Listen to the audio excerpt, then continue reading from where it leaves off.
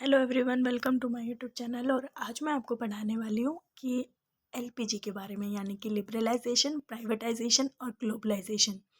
तो पहले हम पढ़ेंगे लिबरलाइजेशन के बारे में।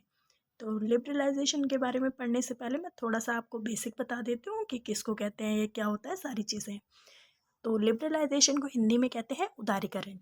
तो आप सभी को पता होगा कि 47 से, यानी जब से अपना देश आज़ाद हुआ है, 47 से 1991 तक भारत में कितनी सारी आर्थिक नीतियां अपनाई गई हैं, ठीक है। लेकिन इन सारी चीज़ों को अपनाने से बेनिफिट तो हुआ है, बट उतना नहीं हुआ जितना भारत को चाहिए था। जैसे भारत के और भी देश हैं, जैसे पड़ोसी देश, अगर हम चाइना की बात करें तो चाइना काफ़ी डेवलप हो चुका है, तो इतना जो प्रॉफिट था वो भारत को नहीं हुआ है। जैसे अपना जो पॉलिसीज़, यानी जो नीतियाँ अपनाई गई थी वो थी कि ये 5 ईयर प्लान जो था, पंचवर्षीय योजना, इसको अपनाया गया। ये 5 ईयर प्लान जो था, ये कहाँ से लिया गया था? अगर आप में से किसी को पता है तो कमेंट करके ज़रूर बताएं। ये लिया गया था यूएसएसआर से, यानी सोवियत संघ से। सोवियत संघ से इसको लिया गया। हालांकि ऐसा नहीं है इससे बेनिफिट नहीं हुआ, बेनिफिट हुआ, बट उतना नहीं हुआ जितना चाहिए था। जैसे चाइना काफ़ी आगे निकल चुका है और भारत से स्टार्टिंग से आगे है, तो इतना भारत को भी प्रॉफिट चाहिए था, लेकिन इतना प्रॉफिट भारत को हो नहीं पाया है, ठीक है। और उसके बाद अगर हम बात करते हैं कि अपने जो युद्ध हैं 1991 तक, भारत की जो टोटल युद्ध हैं वो 5 हुए हैं, जिसमें से 4 जो हैं पाकिस्तान से हुए हैं और एक जो हुआ है वो सिर्फ चाइना से हुआ है, ठीक है। तो ये मैं थोड़ा आपको क्लियर करके बता देती हूँ। यानी भारत के अब तक टोटल 5 युद्ध हुए हैं, जिसमें जो 4 हैं वो पाकिस्तान के साथ हुए हैं, इंडिया के, और जो एक था वो चाइना के साथ हुए। भारत चारों युद्धों में जीता है ये मैटर नहीं करता, मैटर करता है जीतने के बाद भी भारत को काफ़ी आर्थिक संकट झेलना पड़ा है, ठीक है। जैसे हरित क्रांति आई थी, ग्रीन रेवोल्यूशन।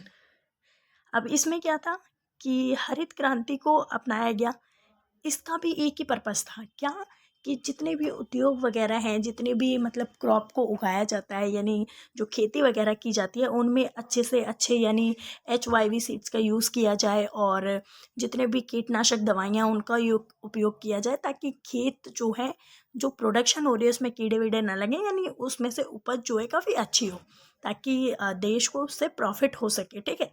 और जितने भी किसान वगैरह थे उनकी मेहनत भी वेस्ट ना हो, ऐसा था, ठीक है। तो उस टाइम पे जो प्रधानमंत्री थे देश के, वो शास्त्री जी थे। 60s की बात है ये, 60 के दशक की, ठीक है। तो ये सारी चीज़ें थी। उसके बाद पंचवर्षीय योजना भी हमने रशिया से ले लिया था।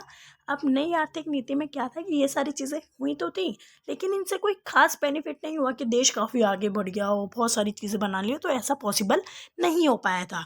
और 1991 में तो ऐसा हो गया था कि जो भारत है, भारत के पास काफ़ी आर्थिक संकट आ चुका था, भारत आर्थिक स्थिति से गुजर रहा था, ठीक है। तो उस टाइम पे क्या था कि 1991 में भारत के पास सिर्फ 15 दिनों के लिए ही संसाधन बचे थे, यानी विदेशी निवेश जो था वो सिर्फ 15 दिनों तक ही भारत यूज़ कर सकता था, इतना बचा था। इतनी बुरी हालत भारत की हो चुकी थी। तो उस टाइम पे ऐसा सोचा गया, यानी उस टाइम पे ऐसा कहा गया कि कोई नई पॉलिसी तो आनी चाहिए, कोई आर्थिक नीति ऐसी आनी चाहिए जिससे भारत में सुधार किया जा सके। तभी ये जो LPG था इसको अपनाया गया। और उस टाइम पे अगर हम बात करें तो जो प्रधानमंत्री थे वो नरसिम्हा राव जी थे, ठीक है, जो राजीव गांधी के बाद बने थे। और वित्त मंत्री की अगर हम बात करें तो वो थे हमारे डॉक्टर मनमोहन सिंह, जो कि हमारे पहले प्रधानमंत्री रह चुके हैं, ठीक है। तो ये सारा आप नोट भी कर सकते हैं, और नहीं नोट करना तो आप ऐसे भी पढ़ सकते हैं।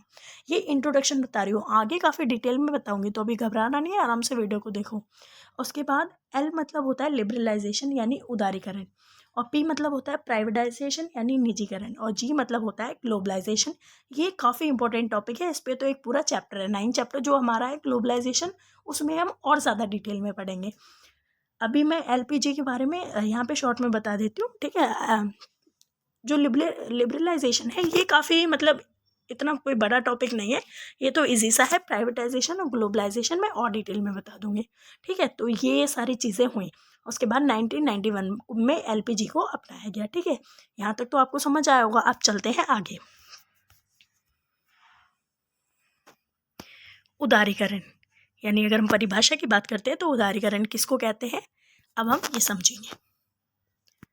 उदारीकरण का मतलब आर्थिक गतिविधियों, व्यापार, कारोबार पर सरकारी नियंत्रण और प्रतिबंधों को कम करना या हटाना। देखो, पहले तो आप ये समझो कि उदारीकरण का मतलब क्या होता है। उदार का मतलब होता है सॉफ्ट। उदार का मतलब क्या होता है, सॉफ्ट, यानी कोई भी ऐसी चीज़ जिसको सॉफ्ट बनाया जाए। ठीक है, या कह सकते हो लचीला, जिसमें फ्लेक्सिबिलिटी हो। ठीक है, या ये सारे सिनोनिम्स हैं उदारीकरण के, उदार के, ये भी समझ सकते हो। या फिर तुम ये भी कह सकते हो किसी भी व्यवस्था को ऐसा करना कि ताकि उससे अच्छा बनना, उसको अच्छा बनाना, जिससे उसमें इम्प्रूवमेंट किया जा सके। ठीक है, तो उदारीकरण का यही मतलब था कि भारत में उदारीकरण को अपनाया गया। तो उसका रीज़न यही था कि भारत में आर्थिक जो स्थिति थी उसको ठीक करना था, और अपनी जो व्यवस्था है, यानी कि भारत में क्या सिस्टम है था उदारीकरण से पहले तक, सॉरी, कि 1991 तक क्या था कि भारत में कोई भी विदेशी व्यापार नहीं कर सकता था। यानी कोई बाहर के देश का हो और वो भारत का ना हो, तो अगर वो भारत में व्यापार करना चाहे तो काफ़ी सारे टैक्सेस होते थे, और काफ़ी मतलब जो सिस्टम था वो काफ़ी हार्ड था। यानी इजीली कोई व्यापार करने नहीं आ सकता था। बहुत सारी पॉलिसीज़ थी, उन सबको बनाया गया कि टैक्स देना पड़ेगा तुम्हें, और ये करना पड़ेगा, वो करना पड़ेगा, तब जाके तुम भारत में व्यापार कर सकते हो। भारत में व्यापार करना इतना इजी नहीं था। तो इसको बनाने का एक ही पर्पस था कि भारत सभी देशों के साथ व्यापार करेगा, यानी अपनी जो नीति है उसको सॉफ्ट बनाएगा, लचीला बनाएगा, ताकि भारत भी किसी देश के साथ व्यापार कर सके और कोई देश भी भारत के साथ व्यापार कर सके। तो आई होप आपको समझ आया होगा। तो क्या है उदारीकरण का मतलब आर्थिक गतिविधियों, व्यापार और कारोबार पर सरकारी नियंत्रण और प्रतिबंधों को कम करना या हटाना। यानी जो भी प्रतिबंध लगाए गए थे उनको कम किया जाए, या फिर कहीं कहीं पर तो उनको हटा भी दिया गया था। ठीक है, और जो सरकारी नियंत्रण है उसका कंट्रोल थोड़ा कम हो जाए, ऐसा किया गया था। इसका मकसद लोगों और कारोबारों को आर्थिक गतिविधियों में ज़्यादा आज़ादी, दक्षता, नवाचार और आर्थिक विकास को बढ़ाना होता है। यानी क्या बता रहे हैं, इसका जो पर्पस था वो एक ही था कि जो लोग हैं और जो कारोबार है उनको आर्थिक गतिविधियां, यानी जितनी भी आर्थिक चीज़ें हो रही हैं उन सबको किया जाए, और जो गवर्नमेंट का जितना भी कंट्रोल है, प्रभुत्व है, उसको थोड़ा कम किया जाए। जो पॉलिसीज़ हैं उनको सॉफ्ट बनाया जाए, ताकि कोई बाहर का व्यक्ति भी आए और भारत में व्यापार कर सके, और भारत भी उनके साथ व्यापार कर सके। इसे तभी आर्थिक चीज़ों को बढ़ाया जा सकता है, उनका विकास किया जा सकता है। डेवलपमेंट तभी होगा जब एक जगह से चीज़ों को दूसरी जगह फॉरवर्ड किया जाएगा।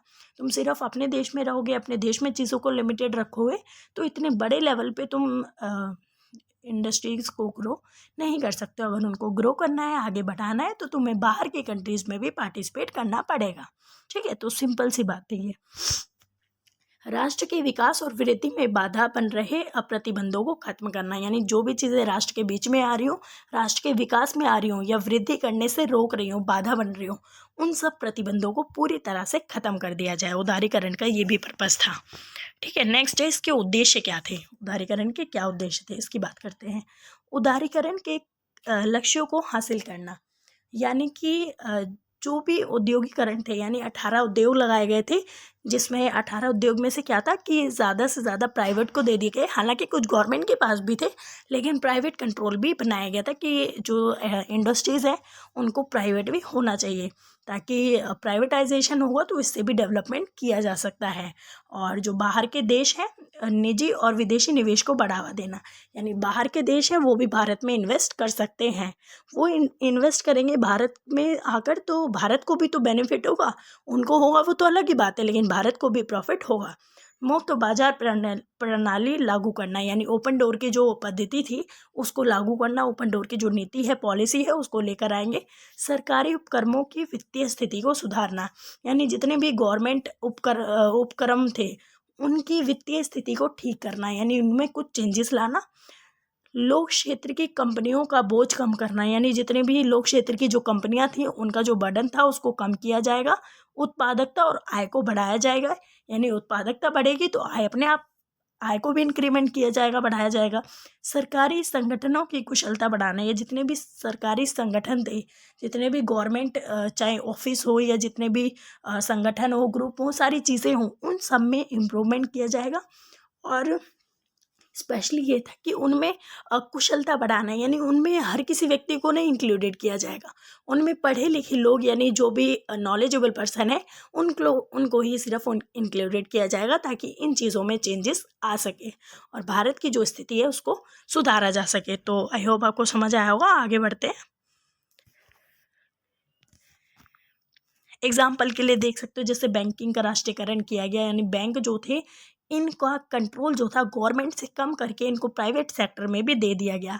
और इलेक्ट्रिसिटी वगैरह है, यहाँ पे भी क्या किया गया कि प्राइवेट सेक्टर खोले गए ताकि जो चीज़ें हैं वो ठीक से हो पाए। गवर्नमेंट में क्या होता है, गवर्नमेंट काम इतने अच्छे से नहीं हो पाता है, टाइम कंज्यूमिंग होता है, वो अलग ही प्रोसेस है। लेकिन अगर कोई चीज़ प्राइवेट है तो प्राइवेट चीज़ ज़्यादा अच्छे से, या कोई भी संस्था है तो वो ज़्यादा अच्छे से काम कर सकती है। तो इसीलिए वहाँ पे इलेक्ट्रिसिटी वगैरह थी, ये सब चीज़ें प्राइवेट हाथों में दे दी गई और गवर्नमेंट का जो कंट्रोल था उसको थोड़ा कम किया गया। और उदारीकरण का जनक किसको कहा जाता है, आपको पता होना चाहिए। जो पूर्व प्रधानमंत्री है डॉक्टर मनमोहन सिंह, उनको कहा जाता है, क्योंकि उनके ही कहने पर जो देश के प्रधानमंत्री थे उन्होंने इनको परमिशन दी थी कि तुम कुछ भी करो, लेकिन देश में जो आर्थिक संकट है हमें उससे उभरना है, तो इनको परमिशन दी और ये फटाफट से एलपीजी को लेकर आ गए थे। ठीक है, तो ये था हमारा आज का टॉपिक। आई होप आपको समझ आया होगा उदारीकरण। तो अब आगे हम बढ़ते हैं, आगे पढ़ेंगे प्राइवेटाइजेशन, यानी कि प्राइवेटाइजेशन में थोड़ा सा मैं ज़्यादा डिटेल में बताऊंगी क्योंकि ये अच्छा टॉपिक है निजीकरण के बारे में। और ग्लोबलाइजेशन पे तो हमारा एक चैप्टर है ही। चलिए तो आगे बढ़ते हैं। तो अब हम पढ़ने वाले हैं कि प्राइवेटाइजेशन क्या होता है, किसे कहते हैं। तो प्राइवेटाइजेशन मतलब होता है ज़्यादा से ज़्यादा जो चीज़ें हैं उन्हें निजी हाथों में दे देना, यानी जो प्राइवेट कंपनीज हैं उनको दे देना, या फिर गवर्नमेंट का जो प्रभुत्व है, गवर्नमेंट की जो पावर है उसको व्यापार वगैरह में कम इंक्लूडेड होने देना, यानी ना वो कोई टैक्स लगा सकता है अगर कोई व्यापार कर रहा है, और ना ही वो कोई ऐसी नीति बना सकते हैं कि नहीं कोई प्राइवेट कंपनी नहीं लगाई जाएगी या उद्योग वगैरह नहीं लगाए जाएंगे, सब कुछ होगा गवर्नमेंट की मर्ज़ी से होगा, ऐसा पॉसिबल नहीं है। यानी ये चीज़ें ख़त्म कर दी जाती हैं। ठीक है, इसको ही हम क्या कहते हैं कि प्राइवेटाइजेशन कर दिया गया है, चीज़ों को प्राइवेट हाथों में दे दिया गया है, या फिर निजीकरण भी हम कह सकते हैं। अब डेफिनेशन क्या होती है, तो ये हम आगे बढ़ते हैं, आगे पढ़ेंगे डेफिनेशन वगैरह के बारे में।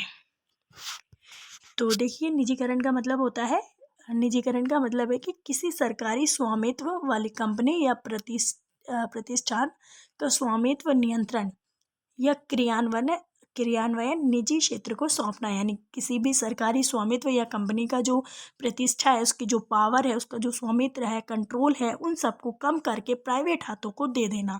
91 में उद्योग नीति में पहली बार निजीकरण की शुरुआत की गई, यानी 1991 की बात हो रही है। 90s की बात है ये, जो हमारा उदारीकरण है, निजीकरण है, वैश्वीकरण, ये सारी चीज़ें उसी टाइम की हैं, 90s के दशक की हैं। ठीक है, तो आगे क्या है, सार्वजनिक क्षेत्र के 31 उपक्रमों के शेयर बेचे जाएंगे, लेकिन इसमें सरकार का नियंत्रण बना रहेगा। यानी क्या बताया, 31 उपक्रम जो है उनको शेयर किया जाएगा, बेचा जाएगा बस, बट इसमें क्या होगा, गवर्नमेंट का भी कंट्रोल होगा। 92 से 93 में 92 से 3 में उपक्रमों के शेयरों के लिए खुली बोली लगाने वाले की अनुमति दे दी गई, यानी यहाँ पे अब गवर्नमेंट का कोई भी कंट्रोल नहीं है। यानी खुली बोली का मतलब है पूरा ओपनली तरीके से व्यापार किया जाएगा और कोई भी गवर्नमेंट रोक नहीं लगा सकती है। ठीक है, तो ये निजीकरण है। आगे हम बात करते हैं कि निजीकरण के उद्देश्य क्या होते हैं। ठीक है, तो निजीकरण के उद्देश्य की अगर हम बात करें तो निजीकरण का उद्देश्य होता है सेवा की गुणवत्ता बढ़ाना, निजी निवेश को आकर्षित करना, सरकारी हस्तक्षेप को कम करना तथा सार्वजनिक परिसंपत्तियों के प्रबंधन में जवाबदेही और पारदर्शिता में सुधार करना। यानी क्या बता रहे हैं, जो भी क्वालिटी है, यानी जो गुणवत्ता होती है, उसको बढ़ाना, उसको इंक्रीज़ करना, और निवेश को, निजी निवेश को आकर्षित करना, यानी प्राइवेट जो भी इन्वेस्टमेंट है उसको ज़्यादा अट्रैक्टिव बनाना, बढ़ावा देना, और गवर्नमेंट का जितना भी इंटरफेयर है या हस्तक्षेप है उसको कम से कम करना, और सार्वजनिक जो भी परिसंपत्तियां हैं उनके प्रबंधन में जो भी पारदर्शिता है, यानी कुछ चेंजेस किए जाने चाहिए जिससे कि जो गवर्नमेंट का प्रभुत्व है, जो गवर्नमेंट की पावर है, वो इन सब चीज़ों पे कम हो और ज़्यादा से ज़्यादा चीज़ें क्या हो, प्राइवेट हाथों में हो। ठीक है। डॉक्टर मनमोहन सिंह जी को नई आर्थिक नीति उदारीकरण के जनक कहा जाता है। ये मैंने उदारीकरण वाले टॉपिक में भी बताया था कि एलपीजी का श्रेय उनको ही जाता है। ठीक है, तो ये है। अब ये हो गया हमारा निजीकरण। अब हम पढ़ते हैं कि वैश्वीकरण क्या होता है, यानी ग्लोबलाइजेशन। ये इस पे तो आपका पूरा चैप्टर, ये 9 चैप्टर जो है काफ़ी बड़ा टॉपिक है। ठीक है, तो अब हम पढ़ते हैं। तो अब बात करते हैं कि ग्लोबलाइजेशन को हिंदी में क्या कहते हैं, यानी वैश्वीकरण कहते हैं हिंदी में, और इसकी डेफिनेशन क्या हो सकती है, परिभाषा क्या हो सकती है। पहले मैं थोड़ा सा इंट्रोडक्शन बता देती हूँ। ग्लोबलाइजेशन का मतलब होता है, यानी कि जो आपका वैश्वीकरण है, इसका मतलब होता है कि एक देश से किसी दूसरे देश में, चाहे वो विचार हों, ठीक है, विचारों का, पूंजी का, ठीक है, संपत्ति, वो एक ही चीज़ हो गई, विचारों, पूंजी और व्यक्ति, इन सब चीज़ों का एक जगह से, एक शहर से, एक कंट्री से दूसरी कंट्री में पहुंचना या दूसरी कंट्री में जाना, उसका प्रभाव होना ही वैश्वीकरण कहलाता है। विचारों का, व्यक्तियों का, संस्कृति का, पहनावे का, फूड का, ये सारी चीज़ मैं आगे डिटेल में बताने वाली हूँ। डेफिनेशन वगैरह सब कुछ, उद्देश्य क्या होते हैं, इसके पॉजिटिव इफेक्ट क्या है, नेगेटिव क्या है, ये सारा मैं आगे बताने वाली हूँ। ठीक है, तो किसी भी विचार का, पूंजी का, व्यापार का, या फिर रहन सहन का, ये संस्कृति का, या किसी व्यक्ति का, क्योंकि व्यक्ति भी एक जगह से दूसरी जगह या एक कंट्री से दूसरी कंट्री जा सकता है। तो ये सारी चीज़ें ही ग्लोबलाइजेशन यानी कि वैश्वीकरण कहलाती हैं। तो आई होप समझ आ गया होगा। अब बढ़ते हैं डेफिनेशन की ओर। तो हम बात करते हैं कि ग्लोबलाइजेशन की डेफिनेशन क्या होती है। वैश्वीकरण का शाब्दिक अर्थ है स्थानीय या क्षेत्रीय वस्तुओं या घटनाओं के विश्व स्तर पर रूपांतरण की प्रक्रिया। ठीक है, समझ गए होंगे कि इसका अर्थ क्या होता है कि चाहे स्थानीय चीज़ें हों, वस्तुएं हों, या क्षेत्रीय हो, या फिर कोई घटना हो, उसका एक स्तर से दूसरे स्तर पे, यानी एक जगह से दूसरी जगह पहुंचना ही वैश्वीकरण कहलाता है। जैसे कि अमेरिका में क्या हो रहा है, आप अभी कोई जैसे न्यूज़ आती है, लेटेस्ट न्यूज़ आती है कि यहाँ पे भूकंप आ गया, बाढ़ आ गई, तो वहाँ का आप लाइव देख सकते हो ऑन द स्पॉट। तो दैट इज़ कॉल्ड ग्लोबलाइजेशन। यही वैश्वीकरण है कि आप किसी भी चीज़ को, किसी भी एक देश की जो न्यूज़ है उसको अपने टीवी चैनल पे दूसरे देश की जो भी चीज़ें हो रही हैं, वहाँ पे पॉलिटिक्स में क्या चल रहा है, या राजनीति में, या फिर वहाँ की शिक्षा का स्तर कैसा है, एजुकेशन का सिस्टम क्या है, ये सारी चीज़ें अगर आप देख पा रहे हो तो वैश्वीकरण यही कहलाता है। उसके बाद इसे एक ऐसी प्रक्रिया का वर्णन करने के लिए भी प्रयुक्त किया जा सकता है जिसके द्वारा पूरे विश्व के लोग मिलकर एक समाज बनाते हैं तथा एक साथ कार्य करते हैं। यानी इसमें क्या है कि पूरा जो समाज है वो एक साथ मिलकर, एकजुट होकर पूरी तरह से काम करता है। इसको भी वैश्वीकरण कहा जा सकता है। यह प्रक्रिया आर्थिक, तकनीकी, सामाजिक, राजनीतिक ताकतों का एक संयोजन है, यानी इन सब का मिला हुआ एक संयोजन है, मिक्स करके इन सब चीज़ों को बनाया गया है। यही जो प्रक्रिया, चाहे वो आर्थिक रूप से हो सकती है, राजनीतिक हो सकती है, तकनीकी हो सकती है, इन सब चीज़ों को एकजुट करके एक साथ मिलकर काम करती है। इसको भी वैश्वीकरण कहा जाता है। वैश्वीकरण का उपयोग अक्सर आर्थिक वैश्वीकरण के संदर्भ में किया जाता है, जैसे व्यापार हो गया, विदेशी प्रत्यक्ष निवेश हो गया, पूंजी हो गया।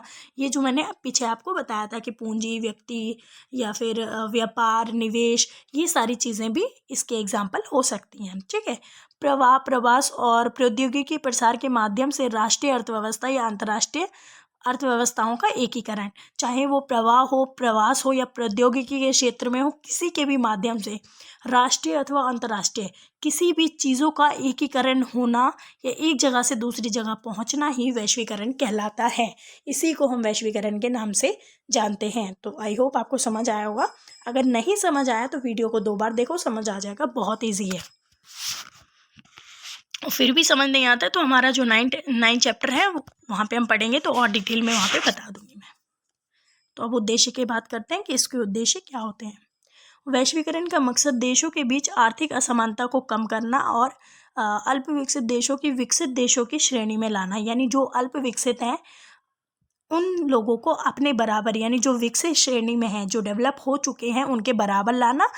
या फिर आर्थिक असमानता, यानी क्या होता है कि कहाँ एक जैसे भारत में गरीब लोग बहुत ज़्यादा हैं, तो गरीबी को ख़त्म नहीं किया जा सकता लेकिन कुछ चीज़ें सुधार की जा सकती हैं। जैसे सभी लोग गरीब हैं तो उसमें कम से कम लोगों को इतना हो तो हो कि वो 2 वक्त का अपना खाना खा सकते हैं टाइम से। अगर इतना भी गवर्नमेंट कर रही है, इतना भी उनको कराया जा रहा है, उनके लिए इतनी चीज़ें उपलब्ध हो रही हैं, तो ये भी हम वैश्वीकरण के अंदर जोड़ सकते हैं, कह सकते हैं, ठीक है। लेकिन आजकल इतना नहीं हो पा रहा है क्योंकि देश जो है काफ़ी मतलब पिछड़ चुका है या फिर पॉपुलेशन बहुत ज़्यादा हो रही है, संसाधन कम हो रहे हैं, बहुत सारी चीज़ें हैं, किसी एक चीज़ के बिहाफ पे हम कोई डिसीज़न नहीं ले सकते। तो ये सारी चीज़ें होती हैं। तो वैश्वीकरण का जो मोटिव होता है, जो पर्पस होता है, वो यही होता है कि आर्थिक असमानता है, यानी ये जो भेदभाव है अमीर गरीब का, इसको कम करना। और जो अल्प विकसित देश हैं, यानी देशों के लेवल पे बात हो रही है, या एक पर्टिकुलर देश की बात नहीं है, उनके बीच में जो विकसित देश नहीं है उनको विकसित के बराबर लाना, ठीक है। वैश्वीकरण का पर्पस ये है। बाकी मैं आपको भारत का एग्जाम्पल देकर बता रही थी। उसके बाद नेक्स्ट पॉइंट है, भारत के ज़रिए देशों के बीच अंतर्राष्ट्रीय समझौते और संगठन बनाए जाते हैं जिससे देशों की अर्थव्यवस्था में विकास होता है। यानी क्या बता रहे हैं, वैश्वीकरण के जरिए क्या होता है कि अंतर्राष्ट्रीय समझौते किए जाते हैं, संगठन बनाए जाते हैं जिससे देशों की जो अर्थव्यवस्था होती है उसमें विकास होता है, वो काफ़ी आगे बढ़ पाती है, ताकि कोई एक देश ना हो, उसमें कई सारे देश शामिल किए गए हों जो कि आगे बढ़ रहे हैं एक साथ, ठीक है। नेक्स्ट पॉइंट है, वैश्वीकरण के जरिए देशों के बीच व्यापारिक संबंध बनाए जाते हैं। ये बता चुकी हूँ मैं काफ़ी बार। वैश्वीकरण के जरिए देशों के बीच संचार, परिवहन, व्यापार और नेटवर्क को मजबूत किया जाता है। ये सारी चीज़ें जो होती हैं ये काफ़ी इफ़ेक्टिव होती हैं, इससे जो रिलेशन होते हैं वो और मजबूत हो जाते हैं देशों के बीच में। वैश्वीकरण के जरिए देशों के बीच सांस्कृतिक आदान प्रदान होता है। ये समझिए, आपको एग्जाम्पल देके बताती हूँ। देखो, सांस्कृतिक मतलब होता है कि वहाँ की जो चीज़ें हैं, वहाँ के कल्चर की जो भी चीज़ें हैं वो दूसरे देश में जा रही हैं। जैसे वेस्टर्न कल्चर बहुत हावी हो रहा है भारत पे, कि लोगों को ये जीन्स वगैरह काफ़ी पसंद आता है। और जो अमेरिकन है, यानी जो वेस्टर्न कल्चर के लोग हैं, उनको यहाँ की वीमेंस की साड़ी जो है वो काफ़ी अच्छी लगती है, काफ़ी पसंद आती है। तो यही होता है कि वो भारतीय कल्चर को अपना रहे हैं और भारत के जो लोग हैं वो वेस्टर्न कल्चर को अपना रहे हैं। और संस्कृति में भी बहुत सारी चीज़ें आप देख सकते हो कि ये पहनावे का एग्जाम्पल हो गया, फूड का भी ले सकते हो। संस्कृति में होता है कि किसी और के धर्मों को मानना है, या तुम उनके धर्म को मान रहे हो, तुम्हारा धर्म उन पे हावी हो रहा है, तो ऐसे सभी चीज़ों का एक जगह से दूसरी जगह जाना भी वैश्वीकरण कहलाता है। वैश्वीकरण के ज़रिए देशों के बीच सहयोग बढ़ता है। हाँ, बिल्कुल सहयोग बढ़ेगा, क्योंकि हर चीज़ में इन्वॉल्वमेंट होगा देशों का एक दूसरे के साथ, तो रिलेशन अच्छा होगा तो सहयोग अपने आप ही बढ़ेगा, ठीक है। तो ये हो गया, आगे बढ़ते हैं, समझ आगे हो गई। वैश्वीकरण के सकारात्मक प्रभाव, तो हम वैश्वीकरण के सकारात्मक और नकारात्मक दोनों देखेंगे कि पॉजिटिव इफेक्ट क्या है और नेगेटिव क्या है। तो देखो, पहले पॉजिटिव की बात कर लेते हैं। वैश्वीकरण के जरिए बेहतर वातावरण, वैश्वीकरण ने महिलाओं के लिए बेहतर वातावरण बनाया है। महिला अपने घर के बाहर उत्पाद श्रम में संलग्न हो जाती हैं। देखो, इसमें क्या बता रहे हैं, वैश्वीकरण के माध्यम से ही जो वुमेन है उन्होंने बाहर काम करना, बाहर आना जाना स्टार्ट किया है, और बाहर जो श्रम होता है, यानी जो भी काम होता है वो उनको इजीली मिल जाता है और उस पर वो इन्वॉल्व भी हो जाती हैं, ठीक है। ये पॉजिटिव पॉइंट हो गया। और आर्थिक विकास, वैश्वीकरण ने सीमाओं के पार वस्तुओं, सेवाओं, पूंजी और श्रम के प्रवाह को आसान बनाया है, जिससे व्यापार और निवेश बढ़ा। इससे आर्थिक वृद्धि और विकास को बढ़ावा मिला। सूचना प्रौद्योगिकी और परिवहन में सुधार हुआ। देखो, यहाँ पे क्या बता रहे हैं कि जो भी सीमाएं थी, लिमिटेशन थी, एक लिमिट थी, चाहे वो व्यापार की हो, वस्तुओं की हो, सेवाओं की हो, पूंजी की हो, या किसी भी चीज़ की हो, इन सब पे इन सबको काफ़ी आसान तरीके से प्रमोट किया गया, आगे बढ़ाया गया, काफ़ी विकसित हुई और आर्थिक स्थिति में भी काफ़ी वृद्धि हुई है और विकास को भी इससे बढ़ावा मिला है। और जो सूचना प्रौद्योगिकी और परिवहन में भी काफ़ी चेंजेस आए हैं, सुधार हुए हैं। ठीक है, रोज़गार के अवसर, यानी लोगों को रोज़गार ज़्यादा मिलता है, यानी ग्लोबलाइजेशन होता है। ग्लोबलाइजेशन में क्या होता है कि प्राइवेट कंपनियां आती हैं हमारे देश में, वो प्राइवेटाइजेशन कर रही हैं, यानी नए नए उद्योग लगा रही हैं। तो वहाँ पे कोई फैक्ट्री बना रही है, तो फैक्ट्री बन रही है, ऑब्वियस सी बात है कि वहाँ कोई काम होगा तो मज़दूर की आवश्यकता होगी, तो ऐसे लोगों को रोज़गार भी मिल जाता है। अब हम बात करते हैं कि इसके नकारात्मक प्रभाव क्या होते हैं। वैश्वीकरण से गरीबी की समस्या दूर नहीं हुई है। वैश्वीकरण से अमीर और गरीब के बीच खाई पड़ गई। यानी इससे क्या हुआ है कि पूरी तरह गरीबी ख़त्म हो गई हो, ये जो गरीबी की प्रॉब्लम थी ये ख़त्म नहीं हुई है। ठीक है, और अमीर और गरीब के बीच में जो डिस्टेंस था वो और ज़्यादा क्रिएट हो गया, ख़त्म होने की बजाय या कम होने के बजाय वो और बढ़ गया। वैश्वीकरण ने नौकरियों की सुरक्षा को कमज़ोर किया। वैश्वीकरण ने राष्ट्रीय संप्रभुता को खतरे में डाला है। यानी जो नौकरियां होती हैं वो कमज़ोर हो गई, सुरक्षा, नौकरियों की जो सुरक्षा होती है कि हाँ ये इतनी सीट्स निकलती हैं, वैकेंसी निकलती है, तो ये सारी चीज़ें और वीक हो गई वैश्वीकरण के आने से। वैश्वीकरण ने राष्ट्रीय संप्रभुता को खतरे में डाला है, यानी जो सॉवरेनिटी होती है उसको भी इससे खतरा हुआ है। वैश्वीकरण ने पर्यावरण को भी नुकसान पहुंचाया है, क्योंकि ये जो फैक्ट्रीज़ वगैरह लगाई जाती हैं, फैक्ट्रीज़ लगा रहे हैं, ऑब्वियस सी बात है कि जंगलों को काटा जाएगा, काटेंगे तो क्या है, हमारे संसाधन ख़त्म होते जा रहे हैं, पेड़ों को काटा जा रहा है और ये अपनी फैक्ट्रीज़ लगाए जा रहे हैं। ठीक है, तो ये इस तरह से भी वैश्वीकरण ने हमारे एनवायरनमेंट को हार्म किया है। ठीक है, तो ये सारी चीज़ें थी। ठीक है, तो आई होप ये टॉपिक आपको समझ आया होगा एलपीजी का, और ऐसे ही वीडियो देखने के लिए हमसे कनेक्टेड रहें। वीडियो अच्छा लगे तो चैनल को लाइक करें, सब्सक्राइब करें और शेयर करें। Thanks for watching.